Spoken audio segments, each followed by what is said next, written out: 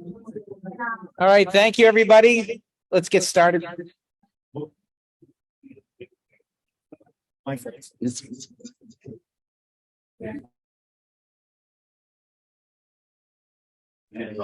Welcome to those of you who are online. I hope you can hear us. Please feel free to post questions, and we will do our best to both either address them or have some follow-ups later on. We're going to get started any minute now. Just settling folks down in the room. Oh,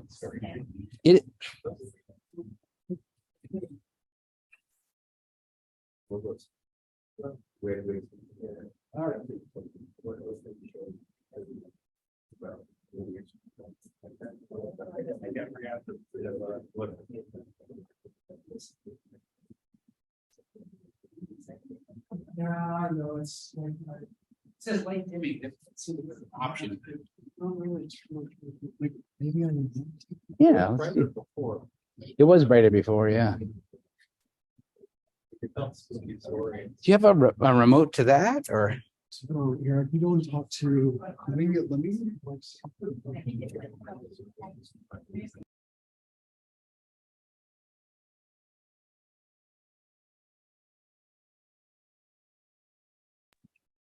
All right, we're going to begin. Welcome, everyone, to this BAGIM event, graciously hosted by Schrodinger. Nope. Okay, because we've got to get the screen.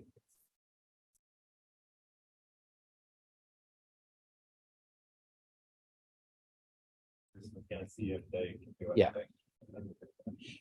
My comment is the screen's a bit dim here in the room, but my content will not be highly illuminating.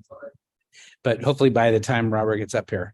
But we want to thank Schrodinger for putting this together for us and providing a space, being one of our top sponsors. And also afterwards, we'll head up to the 11th floor for food and drink and some social time. So we hope you all have extra time in your schedules to join us. BAGIM is a community group meant to bring everybody together, give a chance for folks across organizations and academia to just kind of get to know each other, because sometimes all we do is see our colleagues. And this was started very much that way, just a group of people at a restaurant kind of catching up. One of them said, let's, would get up and give a small topic, and it grew from there into the organization we see today. Here we go. It's run and administered by us folks, and it's basically all volunteers from various parts of our industry, whether it's like myself working for a software vendor, to folks that are working in discovery research, to IT. And so, tonight you have me, Scott Parker, as the president. And I just want to make sure we recognize key people like Brian Kelly, Rebecca Sweat, and Carlos Ferriman, who are our co-chairs. And they're the ones really kind of go out and try to help identify speakers to give the best, topics that we can. Tony Arvanites is the backbone of BAGIM for many years, whether it be finance or planning or everything. And so I'd say we all kind of work together just to try to make this actually happen. And we're going to do that tonight. There are upcoming events, and so please keep an eye on our meetup page. We're going to continue this theme where our sponsors are really helping drive the events, whether it's to help suggest good speakers on topics, to paying for the event space or providing it. And so we're actually looking at some stuff all the way out into September. Again, back to our sponsors. We are completely sponsor funded, and we have some very long-time sponsors like Schrodinger, Crescent, CCDC, OpenEye, XTOPI, Disk Engine, and Zifo are just to name a few. If you would like your organization to become a sponsor, we do have different levels that you can become a sponsor. And basically, your money goes towards if we have to rent a space, if we have to, if we're paying for drink and food, and it goes directly back to you guys. Let's get right to our talk, which this is a lot brighter. See, it knew you were coming. But we're very, very pleased tonight to hear from Dr. Robert Abel, the Executive Vice President and Chief Computational Scientist at Schrödinger since 2009. You guys probably know him pretty well, but he's really responsible for, Schrödinger's computational science platform, and he leads a group within their drug discovery team. Many of you may know, but he got his PhD at Columbia University. He's had numerous awards there and fellowships. And he worked under, I'm not sure how you say it, but Dr. Rich Friesner.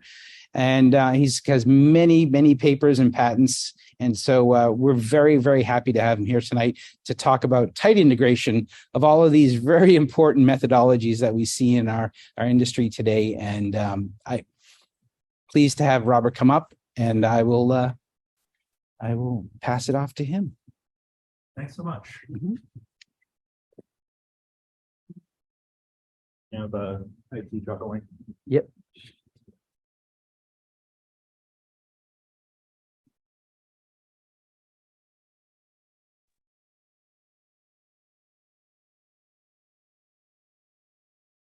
So I think that was all set. Ooh.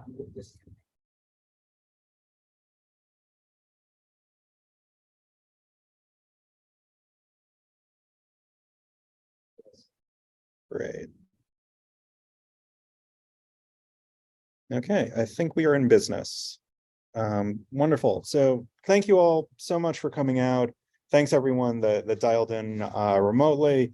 I'll mention, I believe this is the first BAGIM meeting I've attended in person since well before the pandemic. Delighted to be back and delighted to see in-person meetings like this coming back, even if it's a hybrid meeting, really coming back into full swing.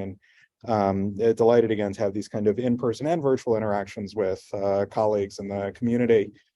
Delighted to share today work we've been pursuing to tightly integrate free energy calculations, machine learning, and de novo design with the aim of greatly increasing the scale and value of predictive modeling in the drug discovery process. So why are we doing this at all? The reason should be self-evident. As we all know, designing drugs is really very, very difficult. It takes too long, consumes too much capital, and it is subject to disconcertingly high failure rates. Our belief is a big part of that challenge is related to finding molecules that balance all of these anti-correlated properties, and they must be balanced in order to have a molecule that will satisfy the target property profile. That leads to this very familiar situation where you might have a quite potent molecule appear very early on in a project, but then you got to solve these other problems. You have to optimize these other properties. And then if you do something clever, improve its selectivity, often you take a step back in potency. You do something even more clever where you keep the potency while improving the selectivity, but then you need to work on other properties. And then you make some other improvement, perhaps to solubilize the matter, and you take these steps back. And it's playing this game of whack-a-mole in our view that makes really quite substantial contributions to the almost 2/3 failure rate in our best estimate from public sources of projects ultimately failing to advance into the clinic. And one of the motivating beliefs of the company, of Schrödinger, is the expectation that over time, we can develop computational methods that can broadly analyze the synthetic accessible space available to our drug discovery projects to find that one single molecule that will more precisely and optimally balance all of these other properties that must be brought into very tight alignment in order to have that molecule that can be sent into ultimately in vivo studies and ultimately the clinic with greater confidence. So historically, there's been two main approaches to calculating those properties, figuring out what molecule you should make next. On one extreme side of this are machine learning algorithms, recently largely rebranded artificial intelligence algorithms. These methods are really good at interpolation. They're very fast. They can very easily ingest and handle very large data sets. But these methods really are only as accurate as the training data you can provide, and they often require really very large training sets to be successful in a given application. They also do not extrapolate particularly well to novel chemical spaces. At the far other extreme, of course, are physics-based methods. these typically don't really require a training set in the conventional sense. And if you deeply understand the physical forces, the nature of the problem you're working on, they can extrapolate into really quite novel chemical spaces and can be very highly accurate, but they're extremely computationally intensive. And without putting in a lot of work, it's hard for these methods to meet and deliver on the timelines required to advance drug discovery projects. This has led to Schrodinger, in our view, breaking new ground, attempting to very tightly integrate machine learning and physics-based methods such that we can deliver to the community methods that are fast, accurate, can handle very, very large training sets, and also can successfully extrapolate into the novel chemical spaces often of greatest interest to our drug discovery teams. So this has led to us building out our platform, where a big part of this middle layer, all of these different scoring technologies, are physics-based technologies, machine learning technologies, and also built out in a way where they can be very tightly integrated with each other, such that they can meet this challenge. Major technology that's going to figure into a lot of what I'm going to present is the free energy calculation technology. This technology uses a series of molecular dynamics simulations to transform a ligand from some initial ligand into a target, into a final ligand, or to introduce an entirely novel ligand into the binding site. It can support relative binding calculations, absolute binding affinity calculations, and of course, appropriate statistical mechanics is used to rigorously compute the change in the free energy of the system such that you can get quite accurate prediction regarding the affinity of that molecule. A place where the FEP plus implementation is fairly unique is the breadth of its applicability. It's well validated for R group modification, scaffold hopping, macrocyclization, covalent inhibition. It can be used to optimize peptides, proteins, optimize binding affinity and selectivity. Also to ask questions related to mutational resistance, small molecule solubility, and most recently in some material that'll be presented, even ask questions related to functional activity. The major justification of using this type of physics-based approach, despite its high computational expense, is the expected accuracy. Where back in 2017, we did our first large-scale study of the statistical accuracy of the technique. That was a good bit of work. It included data from 92 projects, covered over 100 targets, 3,000 ligands, many of these synthesized on the basis of the calculations, included data contributed from 37 partners. We've recently completed an update of that work, where the statistics look extremely similar to those presented in the 2017 paper. The major change is the breadth of the applicability. That in 2017, the technology would have been much more limited regarding the types of cases that could be modeled. Now in the modern implementation of the technology, many different types of chemical transformations could be modeled that would have been impossible in an earlier variants of the technology. But the outcome of that accuracy analysis is essentially nearly 85% of the predictions are accurate within a log order. And in our view, that's sufficient accuracy to assist in driving drug discovery projects forward. So that's led to us thinking over time as free energy calculations as a computational assay, where the accuracy now appears to be approaching experimental error for amenable targets. But in terms of the advantage over the experiment, it's likely 50 times faster per molecule, where you can complete the free energy calculation in a matter of hours, where synthesis and assay will typically take weeks. But also the throughput is much greater, where we can think about running 5,000 molecules, potentially even overnight if you're willing to commit the types of cloud resources necessary. For synthesizing 5,000 molecules in a hit to lead or lead optimization situation, that could easily be a 5-year campaign, depending on the amount of chemistry you're committing. So the idea is these free energy calculation methods can allow the much more limited project synthesis resources to be focused where they will be most productive. So we believe a big part of the success of free energy calculations, or of the FEP plus specifically, has been its broad and well-validated domain of applicability. So I just want to sort of go through some of the work we've been doing over time, where back in 2015, it was really quite limited. It was R group modification and heteroatom mutation, but we were working on it. We improved the force field, and we started to support really high-value use cases, such as things like scaffold hopping, reversible covalent inhibitors. We branched out into protein stability analysis, antibody binding affinity modeling, macrocyclization support. and continued pushing this forward to start to support modifications of ligands that might change the total charge state on the ligand, or scoring ligands with tautomeric uncertainties, extending the applicability to things like irreversible covalent inhibitors, doing work to further improve the accuracy when doing binding selectivity optimization, started to support things like fragment linking, which traditionally have been extremely difficult to successfully accomplish using a purely experimental approach, better support for metalloenzyme inhibitors, and in the current few years have been really focused on putting in support for absolute binding affinity calculations to enable virtual screening, prediction of functional activity directly, constant pH simulations. A lot of work going on right now to put in polarizable force fields such that we can have more accurate modeling of things like pi-cation interactions, carboxylate polarization, these types of things, as well as improve support for really interesting metal ligand interactions that can come up in metalloprotein design projects. The other major direction we've been going with this is tightly integrating it with machine learning technologies such that we can greatly increase the addressable scale of the technology. So it's very easy from a project perspective to have very large sets of molecules, potentially billions, hundreds of billions of molecules, where it's not obvious which one of these molecules is the best for the project team to be considering.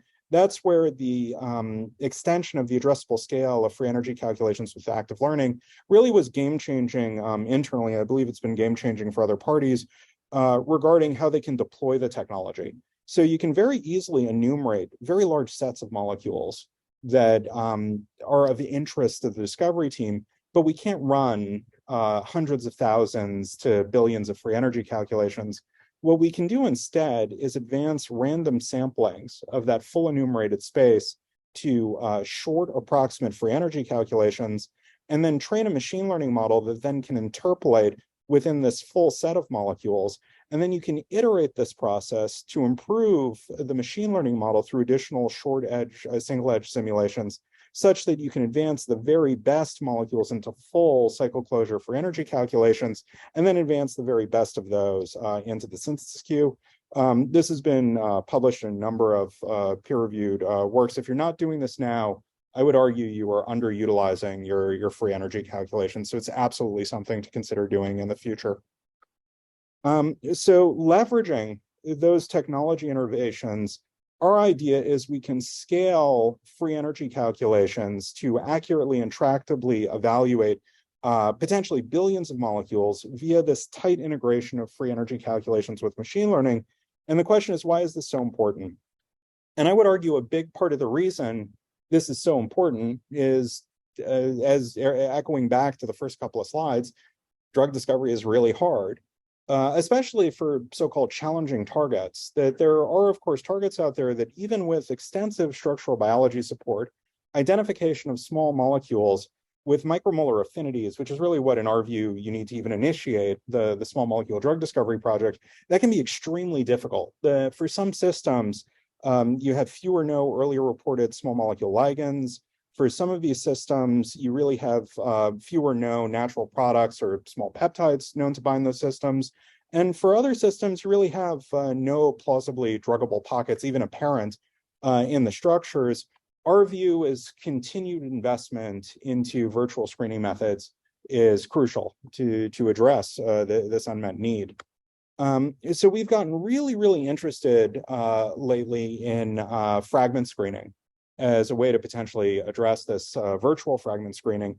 And the idea is wet screening of fragment libraries, because when you do experimental fragment screening, you need to use these really extremely soluble fragments.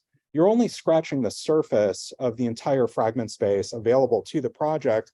That's not actually a problem for the in silico approach, where we can get close to total ascertainment of the fragment space and then advance all of these into virtual fragment screening. So we've been leaning on this pretty hard, just to give a little bit of a sense of what we mean when we say a fragment. We're limiting the libraries to anything under 19 heavy atoms. And we've been able to grow these virtual fragment libraries actually to get as large as 200 million distinct fragments of this size that are reasonable from a medicinal chemistry perspective. And these don't require any set of assumptions to be made regarding their solubilities. You can really screen the entire universe of possibilities for these targets, seeking something novel that will have the affinity you need to initiate a project. And this is something we've been doing quite a bit of lately. Just to give a sense of how this works, this was an earlier screen. It was done with a 25 million compound fragment library. It was docked against the target. This was a first-in-class allosteric inhibitor we were hunting for a particular kinase. Of these 25 million that were docked with Glide, top 25,000 were advanced to rescoring with W-score. And then we did this iterative trick with the machine learning and the free energy calculations to find the very tightest binding of these. And then what we did is we then cross-checked them with solubility for energy calculations. And what we're checking for is that the binding potency on target is predicted to be sufficiently high that solubility of the fragment, whatever it might be, will not confound the attempts to measure the on-target potency. Because as you're finding more potent fragments binding to the target, it's okay then for them to be less soluble because you need to add less to the assay. It won't actually get in the way of the experimental readout. That led to a 40 compound biolist for this particular target. And then we ended up with a 60% hit rate with 25 of the 42 fragments binding more tightly than 100 micromolar. 4 of them were really quite tight binding with single-digit micromolar affinities, where for these small fragments, I'd argue that's pretty good. The other thing we were excited to see is that these fragments turned out to be very easily developable with further free energy calculations, where we have here the initial fragment, this 9 micromolar fragment, and then in 3 short chemistry cycles driven by the free energy calculations, and really just a relatively modest increase in molecular weight, we were able to drive this fragment, this 14th compound synthesized in the series, down to single-digit nanomolar affinities, which then is giving us a good starting point to optimize some of these other properties. So we've been doing this now in a lot of projects to see whether or not it could improve our hit discovery capabilities. And it's interesting, the first 3 projects, when the technique was pretty new, they ended up running orthogonal experimental screening campaigns side by side with the fragment screening. So this is the first project we were discussing. Side by side with the fragment virtual screening, they ran a full DEL screen, and they also ran a full experimental fragment screen of the type that would be commonly done through any of the CROs that typically do this type of work. Both of those ended up coming up with no hits, highlighting the difficulty of the target. And it might be surprising that the fragment virtual screen found 25 hits, the experimental screen found no hits. The reason for that, of course, is that the fragment screen is testing a teeny fraction of the fragment space, and it's further a biased portion of the fragment space, which has to be curated for extremely high polarity, high solubility, because they can't do the experiment otherwise due to the very high concentrations that need to be tested. So the combination of the docking, the machine learning, the absolute binding for energy calculations, it's allowing you to figure out, of these 25 million, where are those 25 hits? And it's that capability to find those relevant fragments that we think leads to this technology having potentially very large implications for unlocking some of these more challenging targets where hit ID has traditionally been quite tough. Again, second project, similar situation. The DEL screen was unable ultimately to find hits. Third project, the DEL screen worked out pretty well in that we did find 3 hits, and that was a pretty good hit rate as these things go for the DEL screen. But even when we were able to find the hits with the DEL screen, because the fragment virtual screen is playing in a very, very different chemical space than the chemical space of the DEL screen, there was still quite a bit of value running both of these together. The other thing that's quite nice about this is we've been able to do enough of these fragment screens such that we're able to, in our view at least, speak in a statistically meaningful fashion regarding the hit rates one would expect to see on these types of projects, and have been very excited to see, double digit, 47% here hit rates, where typically prior to the introduction of absolute binding for energy calculations and active learning technologies, we typically would not see hit rates that high. So this is part of a long-term technology focus at the company, which is we're aiming to continue to improve the accuracy and provided value of both our design ideation and property evaluation technologies.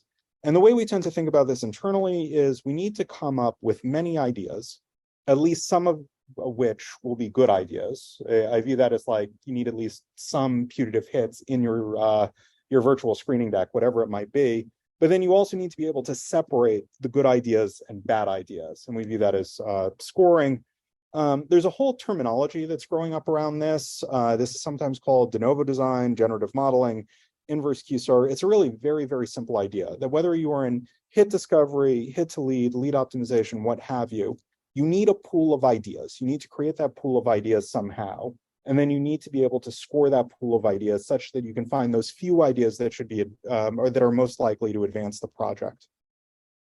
So we've been doing a lot of work in this area related more to hit to lead and lead optimization. If people haven't seen this auto designer paper at the top of the slide, this reports the use of de novo design technologies for, it's almost a full project worth of data. We show all of the molecules in that paper. So if you haven't seen that paper, please seek it out.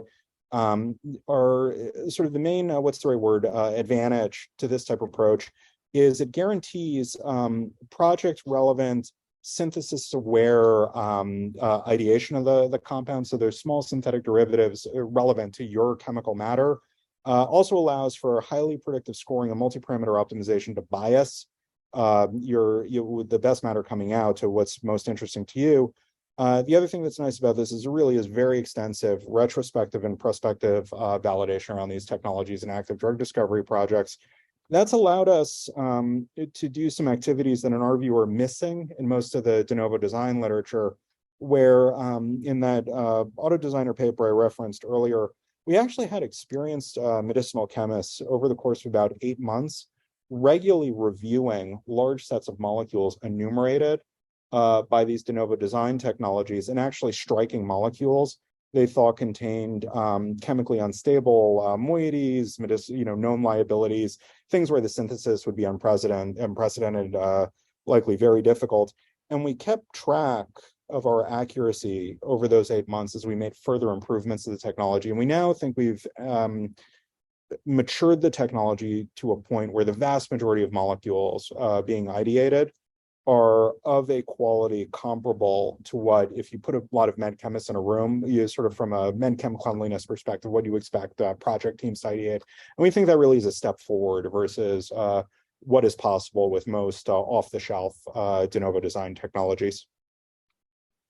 And what that does is it allows you, if let's say you have a particular design challenge, you're trying to optimize an R group under a P loop, you can very easily enumerate and score a very large number of possibilities and then drill down to find those few modifications likely to boost your potency, your selectivity, improve your properties, whatever is the particular challenge the project team is trying to get over. And then the other thing I want to emphasize is synthetic tractability is incorporated into these kinds of technologies through the enumeration process. It's how the R groups are assembled and attached. This can be done for cores. The R group example is just easier to visualize for presentations.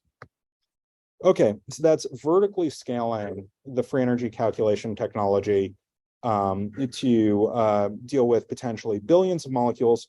There's another dimension of this that I'll admit over time weighs on me even more than the vertical scaling portion, which is how to horizontally scale the technology to the entire project team. Because if we're not influencing the decisions being made by the project team, we're not actually affecting positive outcomes. That even if we have really accurate predictive methods, we're ideating good molecules, if those molecules aren't being synthesized, if they're not advancing the project, there's no actual value being created, there's no point. So the question is, how do we get this positioned in a way where it can maximally influence and maximally benefit the direction of the drug discovery project.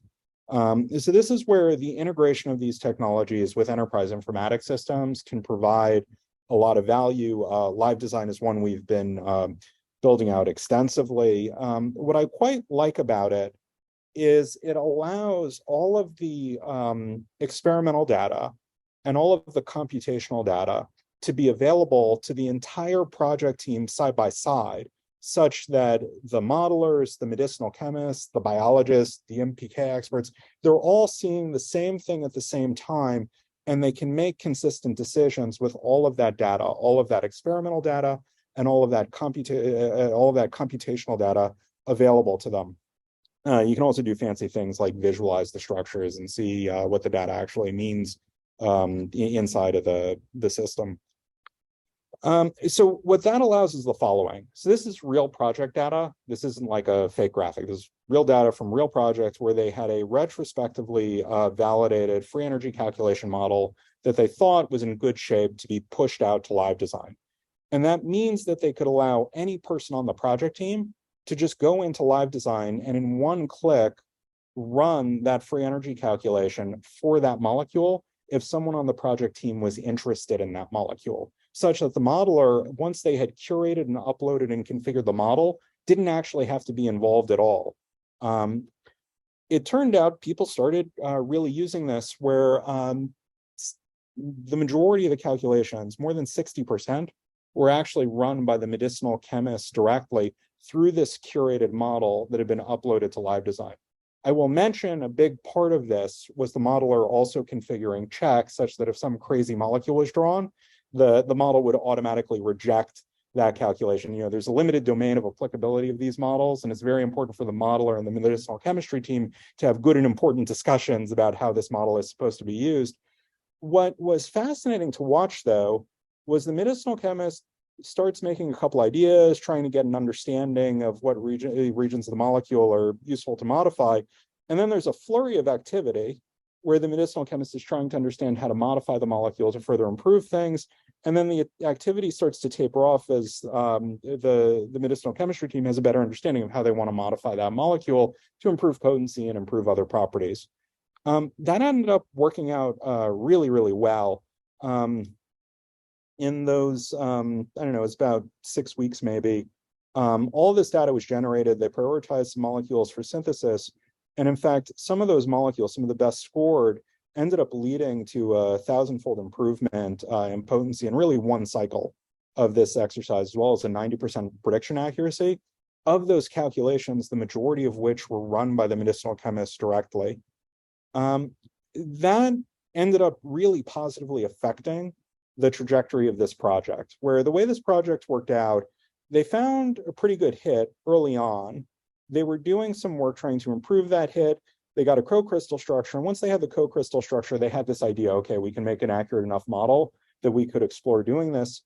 In only 2 months of that FEP guided design, done in, of course, tight consultation with the modeling team, but ultimately being done largely by the medicinal chemists themselves, that led to the project being in good shape to declare hit to lead entry, where that earlier time period, even a little bit, you know, right up until the identification, the solving of the co-crystal structure, this wasn't leading to as substantial improvements. And we think a portion of that is having these models be accessible by the medicinal chemist directly.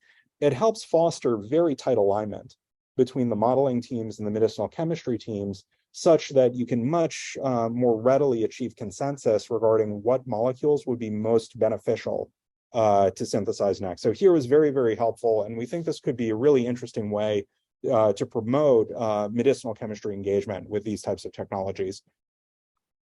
Okay, so that was a concrete example where we're using our collaborative programs to further validate and extend the functionality in the platform.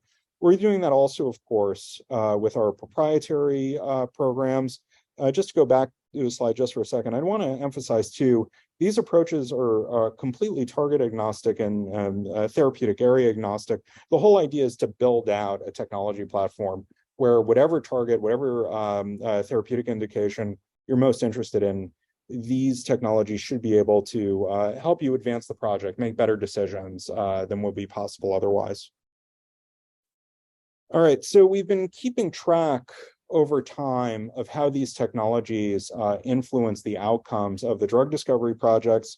And I just want to go through this a little carefully, because obviously when you see a figure like this, there's a lot of different ways to interpret. This is a cumulative success plot. So for instance, the way to read this is 96% of programs that we've pursued collaboratively and ourselves benefiting from these technologies ultimately advance beyond hit ID of the 10 years or so where we've been collecting these statistics. Our best read of industry averages is typically only about 80% of projects advance beyond hit ID. The advantage, though, accumulates where we find of all those projects over the last 10 years, more than 3/4 advanced past lead optimization, where only 51% of traditionally operated drug discovery projects would advance past LO. Where the numbers get really exciting here, where you're seeing evidence of like more than half of the projects advancing beyond phase 1, presumably due to some benefit enhancing the properties of these molecules. Industry averages are really tough numbers to nail down. I have on the slide the best reference I've been able to find. If the numbers don't seem right, always open and happy to have that conversation. I do think it's unfortunate there are not better publicly accessible data sets regarding success probabilities of projects, organization to organization, in preclinical discovery, phase by phase. You really only get data of this type in large volume, typically in clinical outcomes, but I think it's just as important for us as a community to really wrestle with these success probabilities in preclinical setting, as well as just understanding as a community what's everything we can possibly do to improve these success probabilities over time to meet the huge unmet need that exists for many different therapeutic, many different human diseases. Okay, so wanted now to transition to a few different case studies describing how these technologies are used to advance projects. The first of these are MALT1. So it's an interesting system. I'll admit I am not a biologist working at Schrodinger. I have the pleasure of working with many biologists. If anybody here wants to get really into MALT1 disease biology, happy to put you in touch with the relevant people, but I am not that person.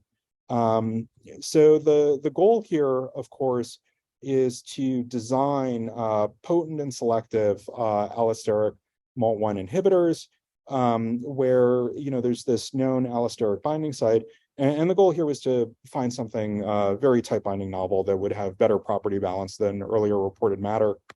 So this worked out really well. Utilizing these types of computational design technologies, we were able to find chemical matter that was nanomolar and had reasonably good PK/PD within the first month of the project, such that we could initiate, or good in vitro properties, I should say, such that we were able to initiate in vivo efficacy and PK/PD studies within the second month of the project. And that allowed us to really hit the ground running, such that by the 8th month of the project, we were able to declare lead optimization. And by month 10, actually had the molecule that ultimately became the development candidate molecule found. So part of the reason this progressed so quickly is we were able to use the free energy calculations to keep us zeroed in very intentionally in this very tight binding region of the chemical space. Now, those are the statistics for all the molecules that were synthesized and assayed. The vast majority of molecules were never synthesized. And if we had synthesized them, of course, that would build out this correlation and look very impressive. But the value of the technology to the project teams is, of course, not synthesizing these weaker binding molecules that are unlikely to advance the project. So the other big part of the story here was the use of these MPO scores inside of live design to bias the synthesis, not just to potent molecules, but to property balanced molecules that were expected to look better in the various in vitro assays that were going to be used to get the molecules to go into in vivo studies. What you see here is the MPO score distribution of the virtual molecules, the ideated molecules, versus the, is there some coming up? Okay.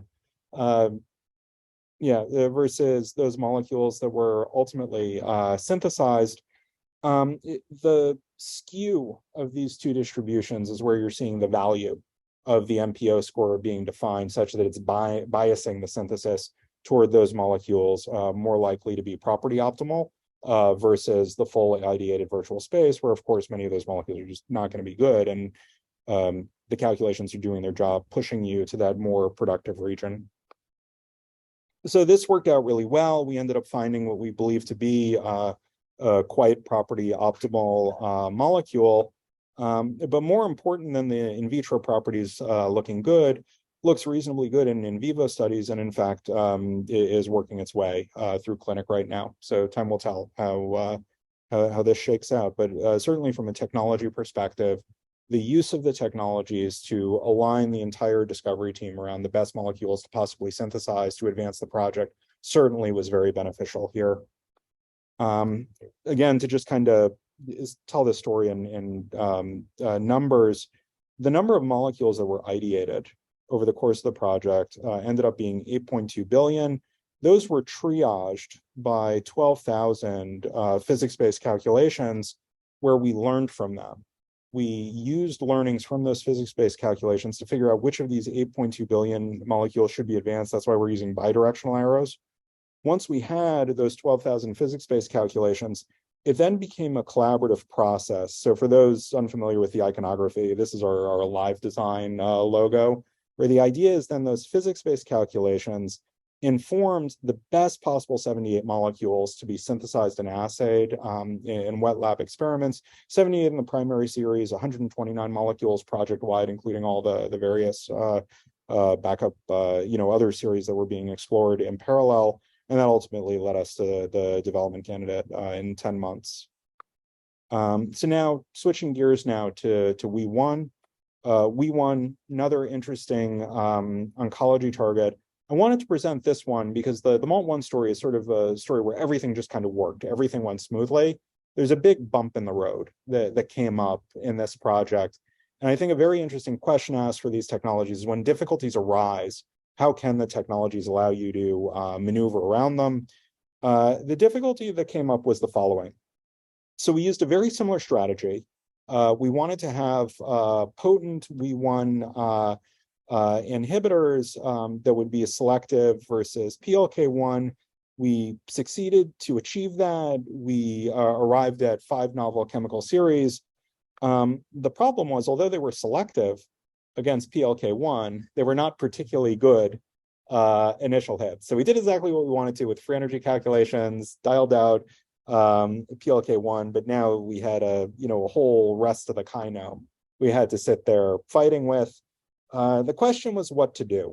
And the project team came up with something I continue to believe was a really inspired idea. They took a look at all of these dirty kinome screens, and they wanted to know, they started to ask, could this be understood in terms of how the WEE1 binding site differed or did not differ from the rest of the kinome? So they started to reanalyze these ScanMax plots in terms of residues that were different or the same in WEE1 versus the rest of the kinome.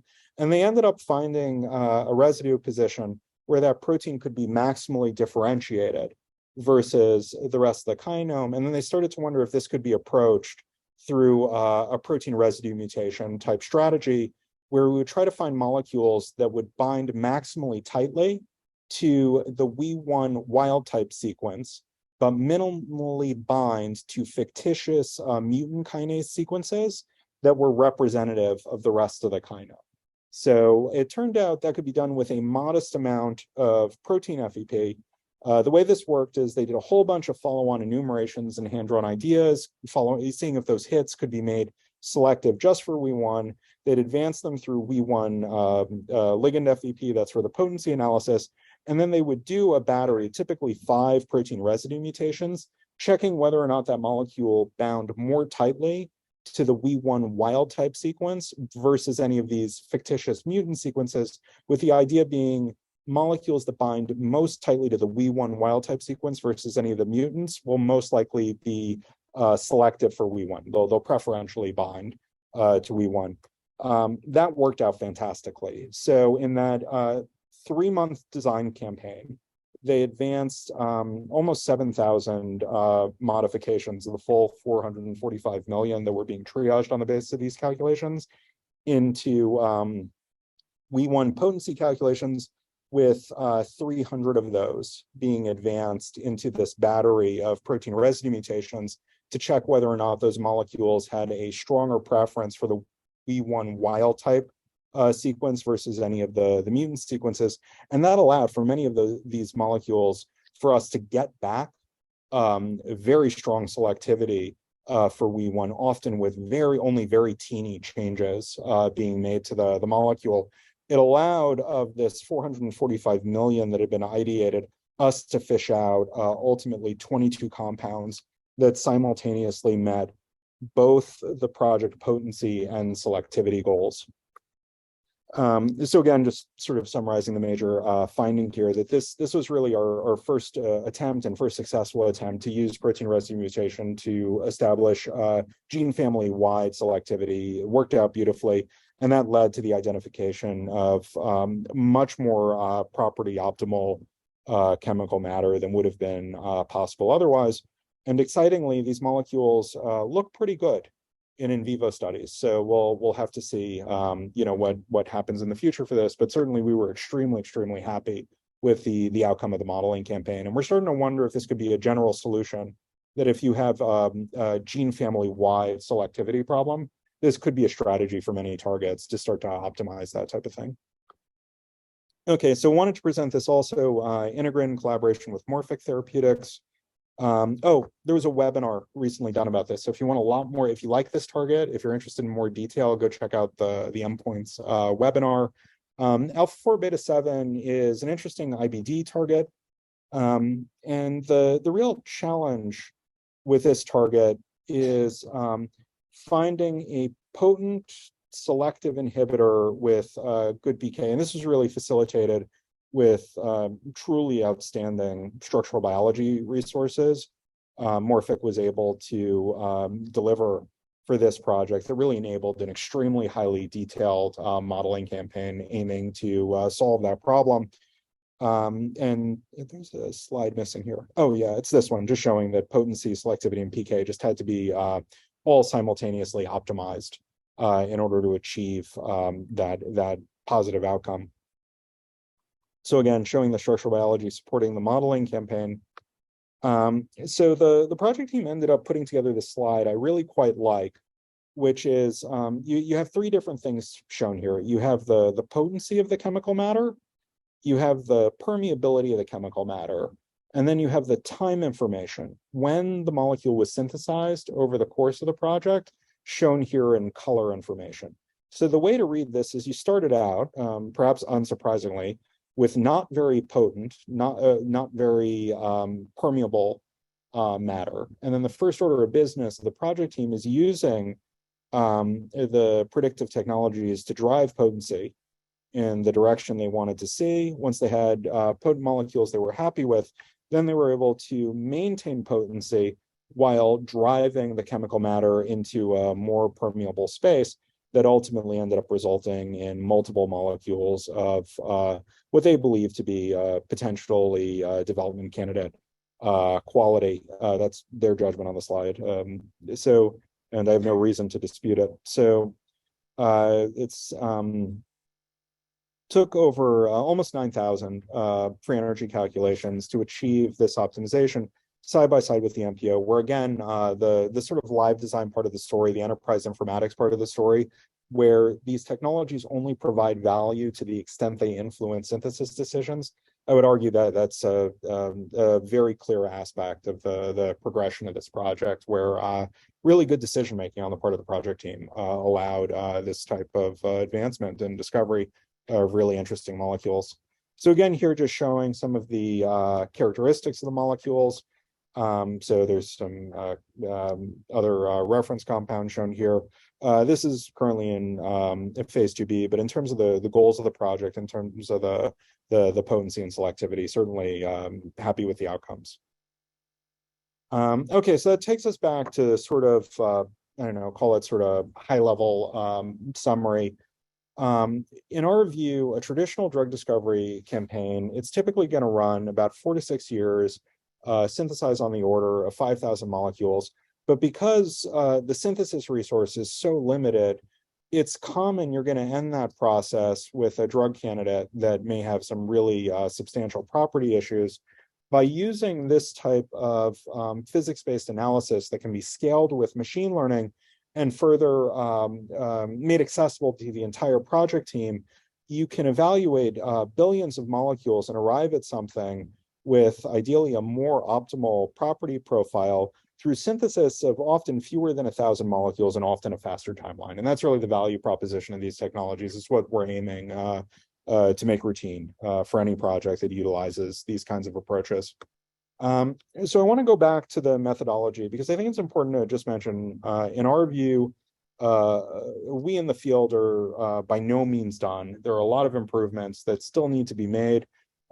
Two we're very excited about right now are constant pH simulations and prediction of functional activity.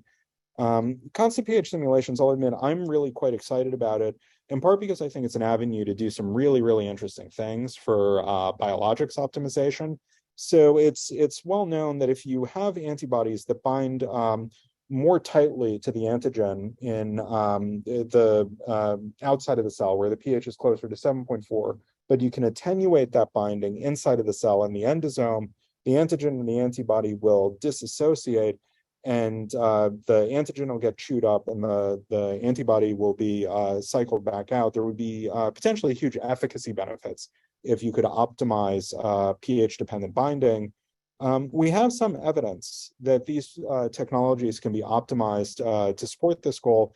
This is a system taken from a collaborations project, where you see here using protein residue mutation FEP, very similar to the calculations described for the WEE1 discovery project. We have really very good numerical recapitulation of the affinity data at pH 7.4, very good recapitulation at pH 6, and then most importantly are correctly capturing the shifts in the binding affinity as you move from one pH to the other, which we think has implications for discovering better biopharmaceuticals that will have greater efficacy in the clinic. So the other area we're really interested in is starting to adapt these calculations to model functional activity directly. GPCRs are obviously a common target class where this comes up. And the idea here is that if we can correctly model the extent to which the molecules preferentially bind to the activated form of the receptor versus the inactive form of the receptor, we might be able to optimize functional activity directly. The way to think about this is the following. So you have some inactive form of the receptor, you have some activated form of the receptor, and it's going to be computationally extremely challenging to compute the reorganization free energy from the inactive form to the active form in the absence of the ligand. And likewise, it's going to be extremely challenging to compute that reorganization free energy when bound to some particular ligand. But instead of focusing on these horizontal legs, we can attempt to model the vertical legs, where it's not so bad to do an absolute binding free energy calculation to introduce the molecule into the binding site of the inactive receptor. And then you can do the same absolute binding free energy calculation into the activated receptor. And then you just take if you take the difference of these two legs, since we're in a closed thermodynamic cycle, you've backed out indirectly the reorganization free energies of those two horizontal legs. I would mention that this approach is very similar in spirit to recent work that's been reported by the Carlson group and the Jaspers group Here we've extended it to use absolute binding for energy calculations rather than relative binding affinity calculations. And we've also done some work with flat bottom restraint screens to unambiguously separate the activated versus inhibited ensembles of the proteins. So this works out really, really well, where we have here ligands for a variety of systems where they're colored by whether or not they're agonists or antagonists. And then you have the difference in the absolute binding for energy calculations depicted here. And you see that the sorting of these into agonists and antagonists on the basis of these free energy calculations is really, in my opinion, shockingly good, where even the errors here, there's some evidence some of the errors might actually be due to things like partial agonism and whatnot. We'll have to look into that, but it really is, as a first approach, extraordinarily successful in doing this kind of functional activity recapitulation. Very excited to see if this might be possible for other target classes, for example, nuclear hormone receptors. We'll have to wait and see. So with that, I want to thank the army of people pursuing the work, and would be happy to take any questions from in the room or remote. So thank you.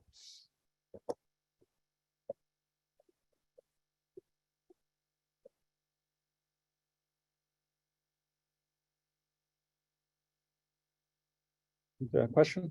Yeah, thank you. I wanted to ask about every bias. Yeah.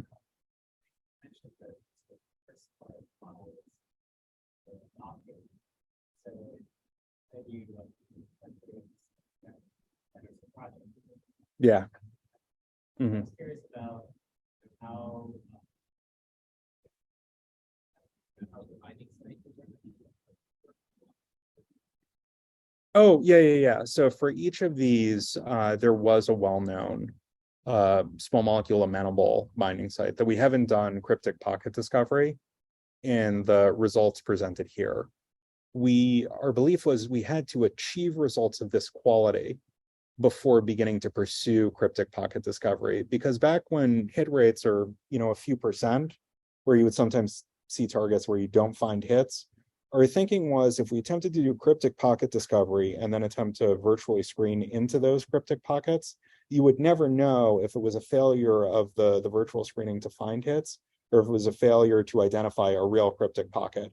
So the direction we're going with this is, now that we have reliably very high hit rates, we're excited to see as a next step whether or not we can use these technologies to find hits that will bind to completely novel, uncharacterized cryptic pockets. So that's really the next step of the work.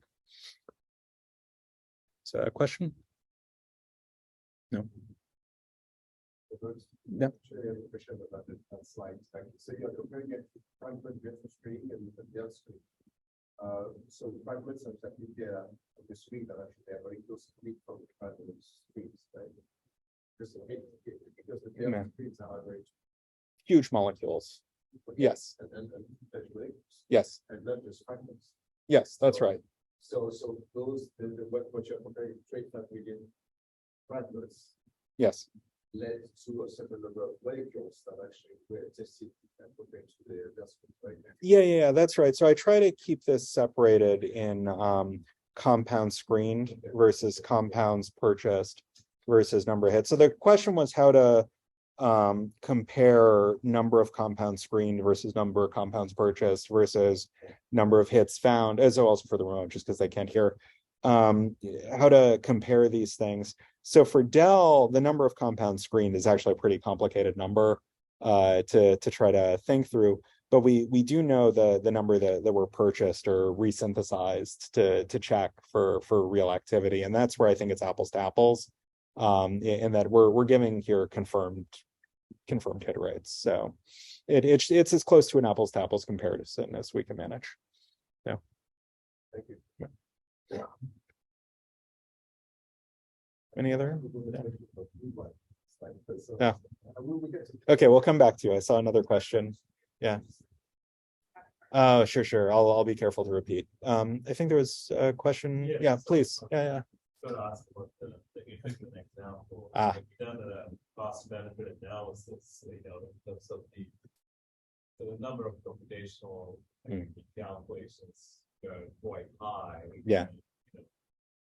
in terms of time saved as well as the dollar saved? Yeah, so it would be, it's interesting. You never get the opportunity to run the project twice. If I were to guess, sort of the view of the project participants was, without the benefit of the computational modeling, they might not have found the molecule at all, right? Like, because you're changing what your modeling is, you're getting the modeling results back. So what we can say is people have worked on these targets for a long time, and it's been tough to find molecules that can thread that needle. Where here it was successful. Given it was successful in their hands, they think that that molecule has clear benefits versus others. It's a little hard then to say, okay, if the project were run some other way, what would have been the outcome? The other way to answer the question, though, is I will certainly defend it is way easier and cheaper to run 9,000 free energy calculations than it is to synthesize 9,000 molecules. So from that perspective, and these are intentional molecules. They're molecules that you were intending to synthesize to advance the project. So from that perspective, I think it's very clear value from these calculations. It's how many compounds would actually be of this? So I don't actually have those numbers here. I don't know if Morphic has chosen to disclose them. There is a lot more detail, though, presented in that webinar. So if you have questions, I would very much encourage people to check it out. How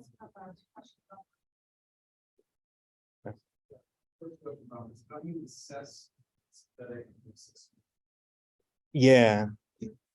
Yeah, so the question is, how do we assess synthetic accessibility? So that's something where we have a couple of ways to do it that we're exploring right now. The way that's reported in the DAO paper is the idea that if known reagents and a known route are used to ideate all of the molecules, those molecules are more likely to be synthesizable, even if those particular reagents or particular route might not be what you would use in the wet lab. But that approach, though, was sufficient. And I just want to go back to the slide to make the point.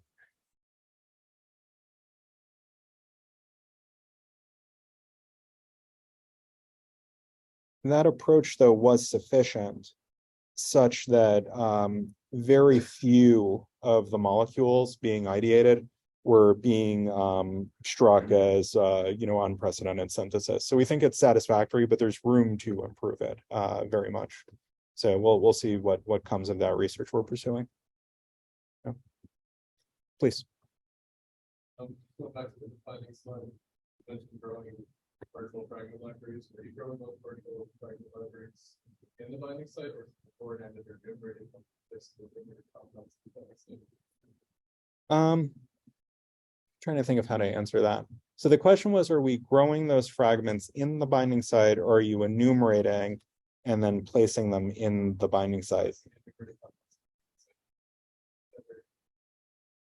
Yeah, so it's a little bit of a tricky question to answer. So we are certainly enumerating outside of the binding site, but we've also explored using generative methods on top of the enumeration and scoring approaches. The generative methods, though, use ligand-based models trained to the structure-based free energy calculations. So for instance, if your generative model is using a ligand-based approximation to the structure-based free energy calculations, does that qualify as in the binding site or out of the binding site? That becomes a complicated question. I would also argue that, just to go back to the slide where I sort of tried to soapbox about this a little bit, I think it's asking the wrong question. That whether or not the molecules are being grown inside of the binding site or outside of the binding site, I would argue none of us should actually care. It's just a question of what is the quality of the molecules that you're ultimately advancing into the scoring and ultimately advancing to be nominated for synthesis by the project team. So we've done really extensive testing of something like 7 or 8 different generative methods side by side with some of the more enumeration-based methods, a variety of scoring schemes.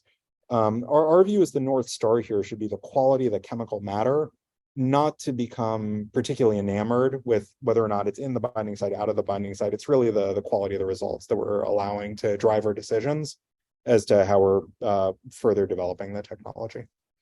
Yeah. Any other questions? Yeah. How would you design the planning databases?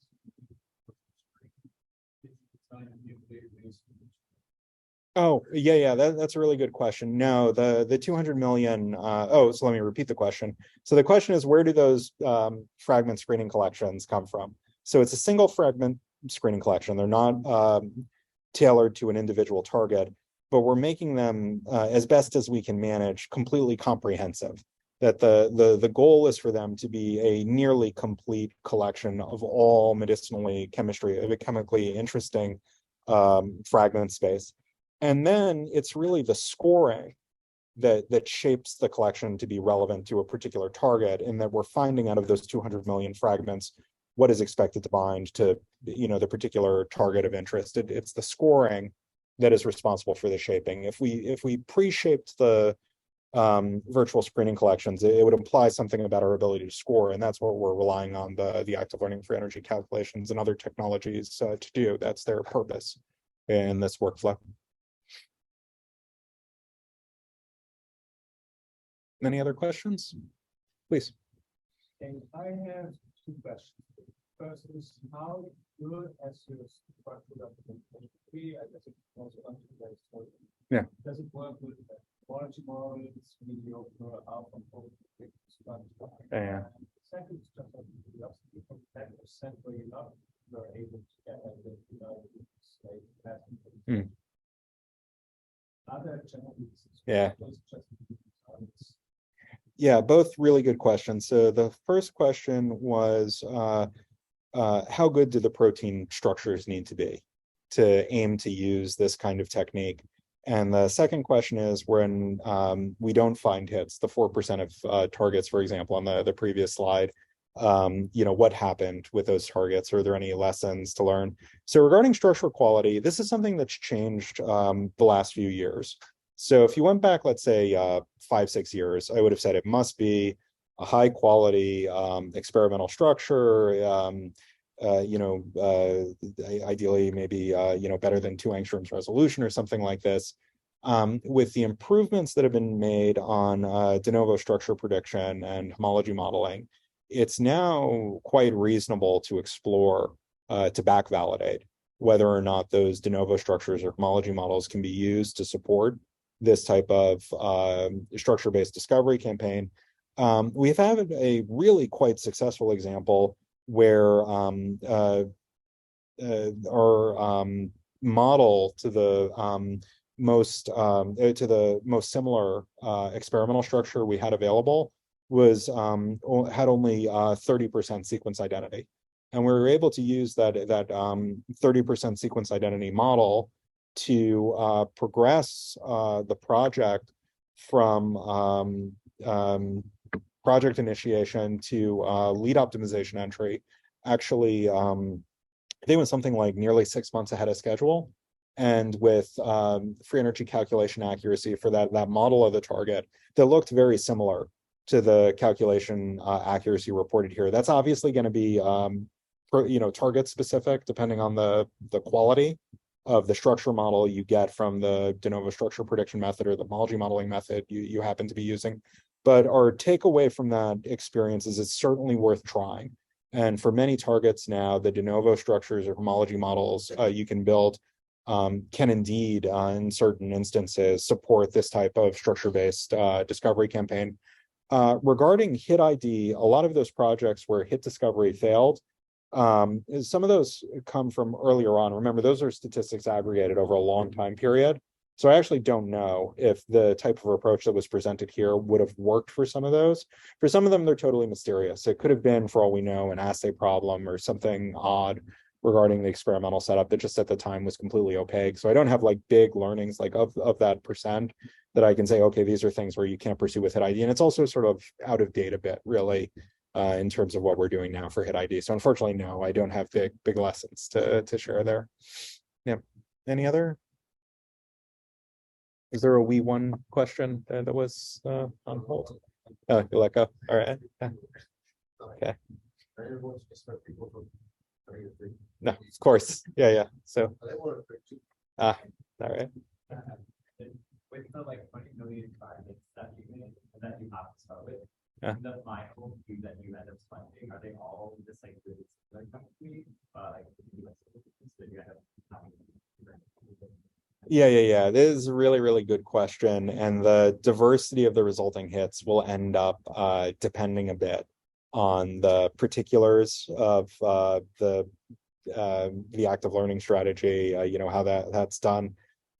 We have been able to use this technique to come up with multiple developable series for the target. So there's sufficient diversity in there that it's allowing us to progress. But you're correct that of the 25 of the 50 that end up being hits, you wouldn't expect 25 completely diverse, completely dissimilar molecules, but it does seem to be successful to get us a good basket of hits, diverse enough such that we can really hit the ground running regarding progressing the project. Yeah. Any other questions? All right. So there was one call for the happy hour, which unfortunately the virtual people will not be able to attend. Or is there a last virtual question that we should make a point to hit, or are we in good shape? All right. Thank you all so much for attending again. Look forward to your other.